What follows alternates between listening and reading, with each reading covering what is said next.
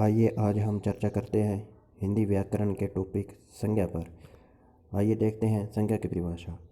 संसार के किसी भी प्राणी, वस्तु, स्थान, जाति या भाव, दशा आदि के नाम को संज्ञा कहते हैं। जैसे भारत एक विकासशील देश है, ठीक है जी, और भारत क्या है, देश का नाम है, ठीक है। अगले वाक्य में नरेंद्र मोदी भारत के सजग नेता हैं, ठीक है। तो यहाँ पर नाम क्या आया है, नरेंद्र मोदी, ठीक है जी। तो ये क्या है, संज्ञा है। अगले वाक्य में देखें, गंगा एक पवित्र नदी है, तो यहाँ पर किसका नाम आया है, गंगा नदी का नाम आया है जी। तो ये भी गंगा जो क्या है, एक संज्ञा है, ठीक है। अगले वाक्य में देखते हैं, कुरान इस्लाम का पवित्र ग्रंथ है जी। तो यहाँ पर कुरान क्या है, पवित्र ग्रंथ है जी। तो ग्रंथ का नाम आया हुआ है, तो ये भी क्या है, संज्ञा है, ठीक है जी। अब जितने भी नाम आए हैं इसमें, तो वो सारे के सारे क्या हैं, संज्ञा हैं, ठीक है जी। अब बात करते हैं संज्ञा के भेदों के बारे में। संज्ञा के कितने भेद होते हैं, ठीक है जी। संज्ञा के वैसे मुख्य तो 3 भेद होते हैं, लेकिन जातिवाचक संज्ञा के जो होते हैं वो 2 उसके उपभेद भी होते हैं। जैसे आपने सामने देख रहे हैं, द्रव्यवाचक संज्ञा, समूहवाचक संज्ञा, ठीक है जी। तो अगर इनको भी उनके साथ गिना जाए तो संज्ञा के 5 भेद बन जाते हैं, परंतु मुख्य रूप से संज्ञा के 3 ही भेद होते हैं। आइए तो अब हम चर्चा करते हैं संज्ञा के भेदों के बारे में। संज्ञा का 1 नंबर भेद है व्यक्तिवाचक संज्ञा।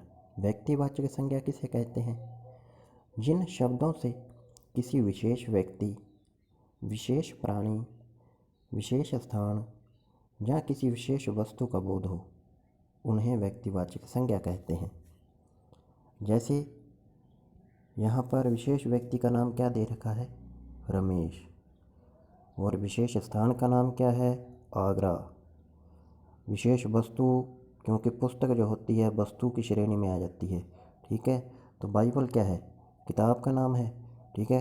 किससे संबंधित है, ईसाई धर्म से संबंधित है, तो ये क्या हो गई, विशेष वस्तु मानी जाती है, ठीक है। ताजमहल क्या है, ताजमहल एक प्रसिद्ध इमारत है, ठीक है। अब बात करते हैं अपने संज्ञा के 2 नंबर भेद की। जो 2 नंबर संज्ञा का भेद है, भाववाचक संज्ञा। भाववाचक संज्ञा किसे कहते हैं, जो शब्द गुण, कर्म, दशा, अवस्था, भाव का बोध कराएं, उन्हें भाववाचक संज्ञा कहते हैं, ठीक है। अब जैसे भूख, भूख क्या है, भाववाचक संज्ञा है, क्योंकि इसे अपने महसूस कर सकते हैं, देख नहीं सकते, ना ही इसका कोई रूप होता है, ना ही आकार होता है। प्यास, प्यास क्या है, प्यास भी भाववाचक संज्ञा है। यह अपने महसूस करते हैं, ना ही प्यास देखी जा सकती है, ना ही इसका कोई रूप होता है, ना ही इसका कोई आकार होता है। चोरी, चोरी क्या है, चोरी कर्म है, ठीक है जी। अब घृणा, घृणा क्या है, घृणा भी भाववाचक संज्ञा है, ठीक है जी। सुंदरता क्या है, सुंदरता गुण है, तो ये भी किस में आ जाती है, भाववाचक संज्ञा में आते हैं, ठीक है।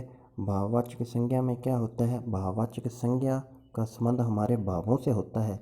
इनका कोई रूप व आकार नहीं होता, यह केवल महसूस किए जाने वाले शब्द होते हैं।